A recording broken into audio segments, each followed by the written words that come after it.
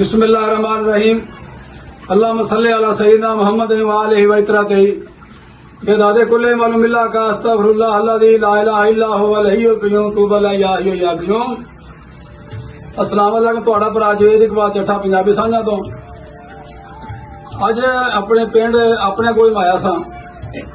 साडे बजुर्ग जो फौत हो चुके कब्रिस्तान गया दुआ की इलाके साडे च बड़िया बहुत बरस्तियां बल्कि हर इंसान हर मुसलमान भरा बजुर्ग होवे बच्चा होवे जवान होवे जो दुनिया तो टुर जाता ना वो जाने का अफसोस हर बंदे बड़ा होंगे घर में बहुत ज्यादा होंगे लेकिन सानू भी अफसोस रखना चाहिए कि मरना है आखिर जाना दुनिया से कख नहीं थोड़ा अभी मेरी करते इतने मर गए हैं कख थोड़ा नहीं है ये फानी दुनिया है ये एहसास करो इंसानियत पैदा करो अपने आप च प्यार वंडो इंसानियत वंडो। अज साडा एक थोड़ा वीर चौहान साहब ये मैं वीडियो बंदा मुंडा बहुत चंगा बोलता है और अपने इस पसमानदा इलाके दे विच साडे इस बैकवर्ड इलाके दे विच साडे मुंडे है ने इन्हां काफी मतलब चीज़ां है पाई जांदियां ने सलाहियतां जिन्हां दे विच ये उजागर करने वास्ते थोड़ा जिहा तुहाडे दोस्तां दी जिहड़ा साडी वीडियो वेंदे ने थोड़ी तसल्ली दाद रसी साडी करा करो क्योंकि रियासत का तहसील हासलपुर तक छोड़ने वाला इलाका है बड़ा पसमानदा जिहा ते रोही दे विच पाया जांदा है। इस टाइम कम से कम 47-28 डिग्री ऐसे गर्मी पै रही है तो बाहर निकल जाता है। अज भी सारे दोस्त कट्ठे सन ये मुंडा चाह लैके आया तो मैनू कहता रहता मैं कहता रहता लेकिन अज टाकरा हो गया। मैं उन्होंने पूछांगा कि तेन शौक क्यों पैदा होया कदों पैदा होया।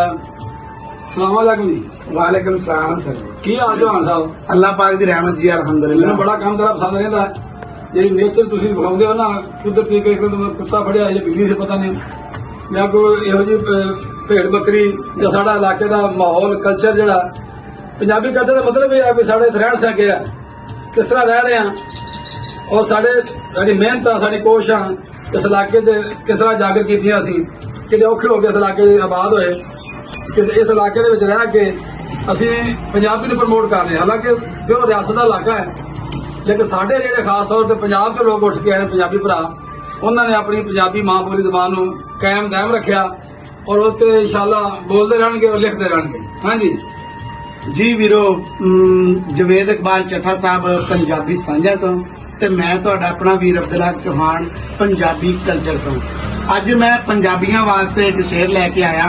लिखिया तो बहुत पुराना है लेकिन असी हो सकता कि उन्होंने पढ़ के याद रखिए ते सानू पंजाबी अपनी याद रवे। कहंदा कि दिल दा बूहा खोल पंजाबी पढ़ पंजाबी ते बोल पंजाबी तेरा विरसा मुड़ कदीमी तू ए हीरा अनमोल पंजाबी पाक पतन दी जूह चो उभरे बाबा जी दे बोल पंजाबी वारस बुल्ला ते हाशम तेरे बाहू तेरे कोल पंजाबी झोग फरीदी भी तेरी है ना हो डावा डोल पंजाबी।